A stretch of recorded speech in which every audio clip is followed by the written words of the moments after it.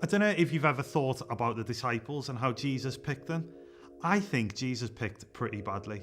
I mean, he's assembling a group of people to change the world, and he picks some terrible people. Have a read in Matthew 4. It says this: as Jesus was walking beside the Sea of Galilee, he saw two brothers, Simon, called Peter, and his brother Andrew. They were casting a net into the lake, for they were fishermen. Come, follow me, Jesus said, and I will send you out to fish for people.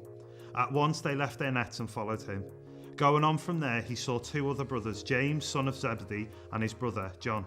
They were in a boat with their father Zebedee, preparing their nets. Jesus called them, and immediately they left the boat and their father and followed him.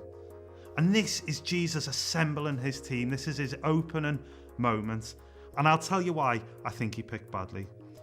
Some of these guys that you heard about in that passage, in fact, all of them were fishermen. That means at the age of 13, they were told that they weren't spiritual enough and they weren't clever enough to go on to follow a rabbi. He picks Matthew, who's a tax collector. Jews would have seen him as a traitor. He picked Thomas, who was known as a doubter. He wouldn't believe anything that anybody told him. He picked Judas and Simon, who were zealots, which was basically what a modern day terrorist would have been. This is a group of lads who would have kicked off with each other and with everybody around them. James and John, he nicknamed the Sons of Thunder because they were always ready to fight. It's a crazy group of people that Jesus picks, but they changed the world with the power of Jesus through them. And I don't know whether you've ever looked at your church and thought, I don't fit. I don't know whether you've ever looked at your life and thought, I can't follow Jesus. I'm too messed up. I get it wrong all the time. You know, Jesus isn't interested in how you're qualified. Jesus wants to call you to follow him because he doesn't call the qualified, he qualifies the called, and he calls you to follow him.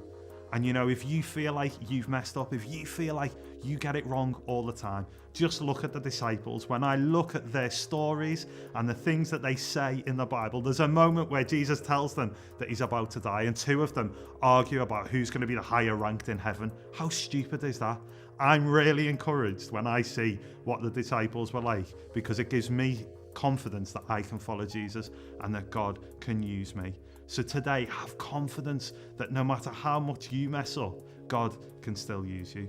So take some time and pray and say to God, help me to follow you closely today.